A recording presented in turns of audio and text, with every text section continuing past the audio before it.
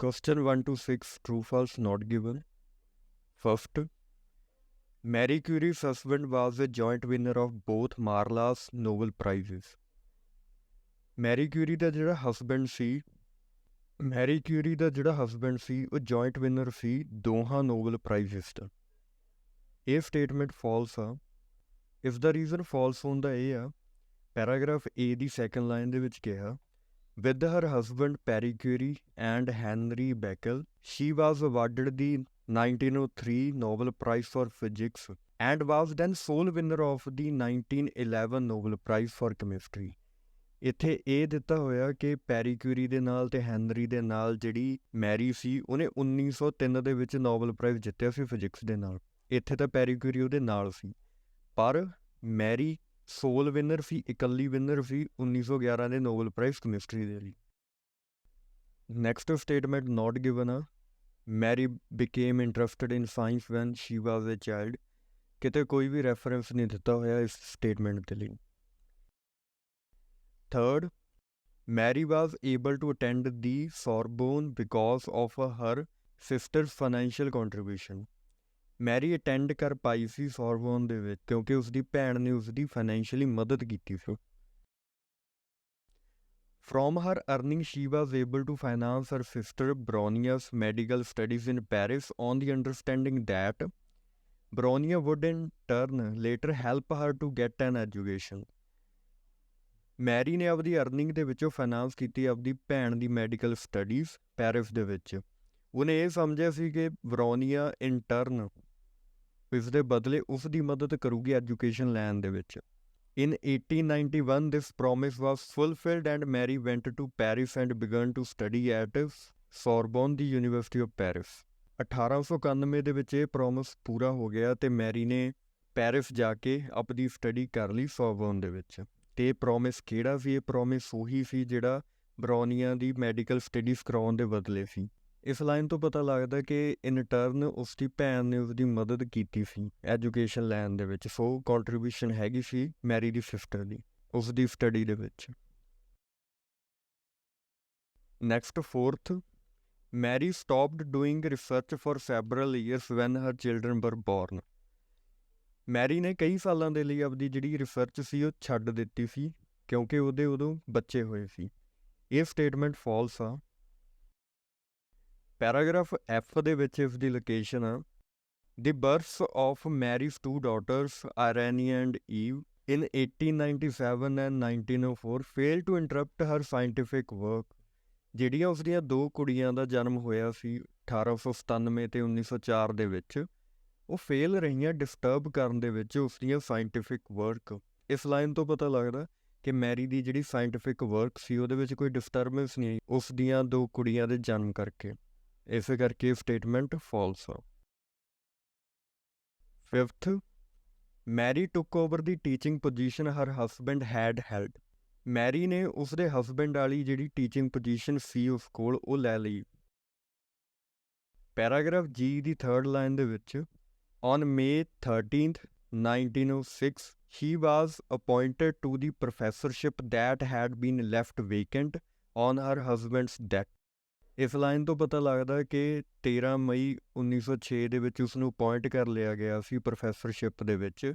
ਇਹ ਖਾਲੀ ਜਗ੍ਹਾ ਸੀ ਜਿਹੜੀ ਉਸਦੇ ਪਤੀ ਦੀ ਡੈਥ ਤੋਂ ਬਾਅਦ ਰਹਿ ਗਈ ਸੀ। ਸਿਕਸਥ ਨਾਟ ਗਿਵਨ ਆ, Mary sister ਬਰੋਨੀਆ studied the medical uses of radio activity. Next question 7 to 13, complete the notes below. 7th, when uranium was discovered to be radioactive, Marie Curie found that the element called dash had the same property.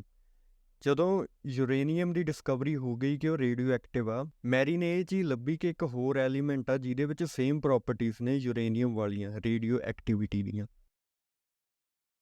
Paragraph D ਦੀ last third line ਆ, Marie Curie decided to find out the radioactivity discovered in uranium was to be found in other elements. Marie Curie ਨੇ decide ਕੀਤਾ ਕਿ ਜਿਹੜੀ radio activity uranium ਦੇ ਵਿੱਚ discovered ਹੋਈ ਆ ਉਹ ਬਾਕੀ ਐਲੀਮੈਂਟ ਦੇ ਵਿੱਚ ਹੋ ਸਕਦੀ ਹੈ ਜਾਂ ਨਹੀਂ। She discovered that this was true for the thorium, ਤੇ ਉਹਨੇ ਇਹ ਚੀਜ਼ ਲੱਭੀ ਕਿ ਥੋਰੀਅਮ ਦੇ ਲਈ ਇਹ ਚੀਜ਼ ਸਹੀ ਆ, ਸੱਚ ਆ। ਕਿ ਜਿਵੇਂ ਯੂਰੇਨੀਅਮ ਰੇਡੀਓ ਐਕਟੀਵਿਟੀ ਦੀ ਪ੍ਰੋਪਰਟੀਜ਼ ਰੱਖਦਾ, ਥੋਰੀਅਮ ਵੀ ਰੱਖਦਾ। Next 8th, Marie and Marie Curie's research into the radioactivity of the mineral known as dash led to the discovery of two new elements. Mary ਤੇ ਪੈਰੀ ਕਿਊਰੀ ਨੇ ਜਿਹੜੀ research ਕੀਤੀ ਸੀ radio activity ਦੀ ਇੱਕ mineral ਦੇ ਵਿੱਚ, ਉਸ ਦੀ Discovery ਦੇ ਦੌਰਾਨ ਨੇ ਡਿਸਕਵਰੀ ਕੀਤੀ ਦੋ ਨਵੇਂ ਐਲੀਮੈਂਟਸ ਦੀ। ਪੈਰਾਗ੍ਰਾਫ E ਦੇ ਵਿੱਚ keyword minerals. Turning her attention to mineral, she found her interest drawn to pitchblende, whose radioactivity superior to that of pro-uranium could be explained only by the presence in the ore of small quantities of an unknown substance of very high activity. Marie Curie joined her in the work that she had undertaken to resolve this problem, and that led to the discovery of new elements, polonium and radium. ਇਹਨਾਂ ਲਾਈਨਾਂ ਤੋਂ ਪਤਾ ਲੱਗਦਾ ਕਿ ਉਹਨੇ ਆਪਦੀ ਜਿਹੜੀ attention ਸੀ Mary ਨੇ ਉਹ ਮਿਨਰਲਸ ਵੱਲ ਸ਼ਿਫਟ ਕਰਤੀ ਅਤੇ ਉੱਥੇ ਉਹਦਾ ਇੰਟਰਸਟ ਸੀ ਜਿਹੜਾ ਉਹ ਪਿਚਬਲੈਂਡ ਵੱਲ ਗਿਆ। ਇਹ ਇੱਕ ਮਿਨਰਲ ਸੀ ਜਿਹਦੀ ਰੇਡੀਓ ਐਕਟੀਵਿਟੀ, ਇਸ ਰਿਸਰਚ ਦੇ ਵਿੱਚ ਪੈਰੀ ਕਿਊਰੀ ਨੇ ਉਸਨੂੰ ਜੁਆਇਨ ਕੀਤਾ ਅਤੇ ਇਸ ਕੰਮ ਦੇ ਦੌਰਾਨ ਉਹਨੇ ਪ੍ਰੋਬਲਮ ਨੂੰ ਰਿਸੋਲਵ ਕਰਨ ਦੇ ਦੌਰਾਨ ਉਹਨਾਂ ਨੇ ਡਿਸਕਵਰੀ ਕੀਤੀ ਨਵੇਂ ਐਲੀਮੈਂਟਸ ਦੀ। ਇਹੀ ਉਹ ਦੋ ਐਲੀਮੈਂਟ ਨੇ। 9th, in 1911, Marie Curie received recognition for her work on the element. 1911 ਦੇ ਵਿੱਚ ਮੈਰੀ ਕਿਊਰੀ ਨੇ ਪਛਾਣ ਕਿਸ ਐਲੀਮੈਂਟ ਦੇ ਉੱਤੇ ਕੰਮ ਕਰਕੇ ਰਿਸੀਵ ਕੀਤੀ। ਇਸ ਦੇ ਵਿੱਚ ਕੀਵਰਡ 1911 ਸੀ ਅਤੇ ਜੀ ਪੈਸਿਸ ਦੀ ਲਾਸਟ ਲਾਈਨ ਦੇ ਵਿੱਚ ਆ, in 1911 she was awarded the Nobel Prize for the Chemistry for the isolation of a pure form of radium. 1911 ਦੇ ਵਿੱਚ ਉਹਨੂੰ ਅਵਾਰਡ ਕੀਤਾ ਗਿਆ ਸੀ ਨੋਬਲ ਪ੍ਰਾਈਜ਼ ਦੇ ਨਾਲ ਕੈਮਿਸਟਰੀ ਦੇ ਵਿੱਚ, ਜਿਹਦੇ ਵਿੱਚ pure form of radium element ਸੀ ਅਤੇ ਰੇਡੀਅਮ ਹੀ ਉਹ ਐਲੀਮੈਂਟ ਸੀ ਜਿਹਦੇ ਉੱਤੇ ਉਸਨੇ ਕੰਮ ਕੀਤਾ ਅਤੇ ਜਿਹਦੇ ਕਰਕੇ ਉਹਨੂੰ ਰੈਕੋਗਨਾਈਜੇਸ਼ਨ ਮਿਲੀ 1911 ਦੇ ਵਿੱਚ। Next 10th, Marie and Irene Curie developed X radiography which was used as a medical technique for. Marie ਅਤੇ ਉਹਦੀ ਕੁੜੀ ਨੇ ਡਿਵੈਲਪ ਕੀਤੀ ਐਕਸ ਰੇਡੀਓਗ੍ਰਾਫੀ, ਜਿਹਨੂੰ ਯੂਜ਼ ਕੀਤਾ ਜਾਂਦਾ ਸੀ ਮੈਡੀਕਲ ਟੈਕਨੀਕ ਦੇ ਤੌਰ 'ਤੇ। ਕਿਹਨਾਂ ਲਈ?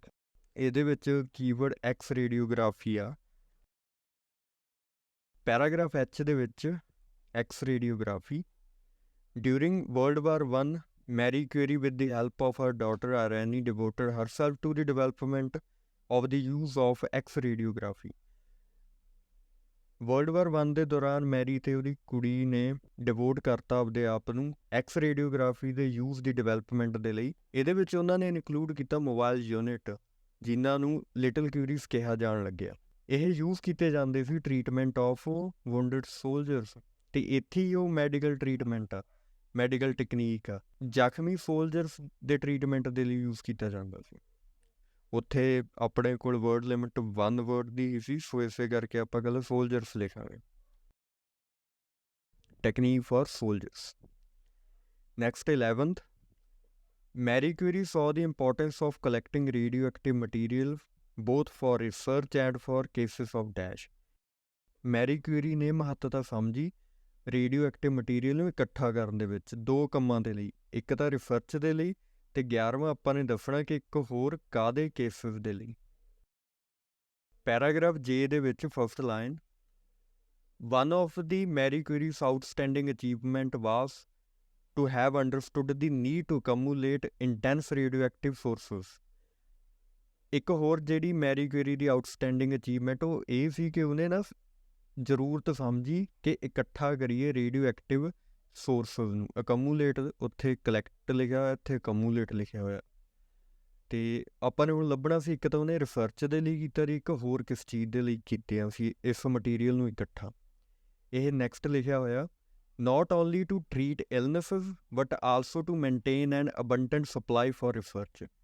ਇੱਕ ਤਾਂ ਉਹ ਚਾਹੁੰਦੀ ਸੀ ਕਿ ਜਿਹੜੀ ਰਿਸਰਚ ਦੇ ਲਈ ਆ ਉਹ ਰੇਡੀਓ ਐਕਟਿਵ ਮਟੀਰੀਅਲ ਦੀ ਜਿਹੜੀ ਸਪਲਾਈ ਆ ਉਹ ਬਣੀ ਰਹੇ, ਅਤੇ ਦੂਸਰਾ ਸੀ ਇਲਨੈਸਿਸ ਨੂੰ ਟਰੀਟ ਕਰਨ ਦੇ ਲਈ। ਉੱਥੇ ਰਿਸਰਚ ਤਾਂ ਦਿੱਤਾ ਹੋਇਆ ਅਤੇ ਆਪਾਂ ਇਲਨੈਸਿਸ ਲਿਖ ਦਾਂਗੇ। Next 12th, The radioactive material stocked in the Paris contributed to the discoveries in the 1930s of the dash and of what was known as artificial radioactivity. ਹੁਣ ਆਪਾਂ ਨੂੰ ਇਹ ਤਾਂ ਪਤਾ ਲੱਗ ਗਿਆ ਕਿ ਮੈਰੀ ਕਿਊਰੀ ਨੇ ਰਿਸਰਚ ਦੇ ਲਈ ਰੇਡੀਓ ਐਕਟਿਵ ਮਟੀਰੀਅਲ ਨੂੰ ਇਕੱਠਾ ਕਰਨਾ ਸਟਾਰਟ ਕਰਤਾ ਜੀ। ਇੱਥੇ ਲਿਖਿਆ ਹੋਇਆ ਕਿ ਸਟਾਕ ਕਰਨਾ। ਪੈਰਿਸ ਦੇ ਵਿੱਚ ਜਿਹੜਾ ਰੇਡੀਓ ਐਕਟਿਵ ਮਟੀਰੀਅਲ ਸਟਾਕ ਕੀਤਾ ਹੋਇਆ ਸੀ ਉਹਨੇ ਕੰਟਰੀਬਿਊਟ ਕੀਤਾ ਕਿਸ ਚੀਜ਼ ਦੀ ਡਿਸਕਵਰੀ ਦੇ ਵਿੱਚ, ਜਿਹੜੀ 1930 ਦਸ਼ਕ ਦੇ ਦੌਰਾਨ ਹੋਈ ਸੀ, ਅਤੇ ਇਸ ਨੂੰ ਆਰਟੀਫਿਸ਼ਲ ਰੇਡੀਓ ਐਕਟੀਵਿਟੀ ਕਿਹਾ ਜਾਂਦਾ ਸੀ। ਤੇ ਇਸ ਦਾ ਆਨਸਰ ਨੈਕਸਟ ਲਾਈਨਾਂ ਦੇ ਵਿੱਚ ਹੀ ਆ। ਦੀ existence in the Paris at the radium institute of a stock of 1.5 gram of radium made a decisive contribution to the success of the experiments undertaken in the years around 1930। ਜਿਹੜੀ existence ਹੈਗੀ ਸੀ Paris ਦੇ radium institute ਦੇ ਵਿੱਚ, ਜਿਹੜਾ stock ਕੀਤਾ ਗਿਆ ਸੀ 1.5 gram radium ਦਾ, ਉਹਨੇ ਇੱਕ ਕੰਟਰੀਬਿਊਸ਼ਨ ਕੀਤੀ ਹੈ ਕਿਸੇ ਐਕਸਪੈਰੀਮੈਂਟ ਦੀ ਸਕਸੈਸ ਦੇ ਵਿੱਚ, ਜਿਹੜਾ 1930 ਦੇ ਸਾਲਾਂ ਦੇ ਵਿੱਚ ਕੀਤਾ ਗਿਆ ਸੀ।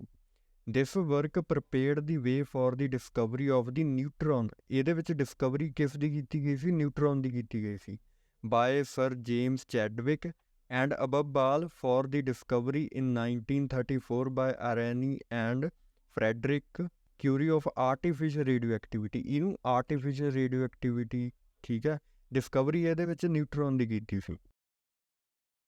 ਸੋ ਇੱਥੇ ਆਪਾਂ ਨੇ ਕਹਿਤਾ ਕਿ ਜਿਹੜਾ ਉਹਨੇ ਸਟਾਕ ਕਰਕੇ ਰੱਖਿਆ ਦੀ ਰੇਡੀਓ ਐਕਟਿਵ ਮਟੀਰੀਅਲ, ਉਹਨੇ ਕੰਟਰੀਬਿਊਟ ਕੀਤਾ discovery of neutron of what was known as artificial radioactivity. ਤੇ ਨੈਕਸਟ ਹੈਗਾ 13। During her research Marie Curie was expose to radiation and as a result she suffered from dash. ਆਪਦੀ research ਦੇ ਦੌਰਾਨ Mary Curie radiation ਦੇ ਪ੍ਰਭਾਵ ਦੇ ਵਿੱਚ ਆ ਗਈ, ਤੇ ਫਿਰ ਉਸ ਦੇ ਪ੍ਰਭਾਵ ਦੇ ਨਾਲ ਇਹਦਾ ਨਤੀਜਾ ਕੀ ਹੋਇਆ ਕਿ ਉਹਨੇ ਕਿਸ ਤੋਂ ਸਫਰ ਕੀਤਾ। ਇਸ ਦਾ ਆਨਸਰ ਵੀ ਪੈਰਾਗ੍ਰਾਫ ਜੇ ਦੇ ਵਿੱਚ ਹੀ ਆ, ਲਾਸਟ ਲਾਈਨ।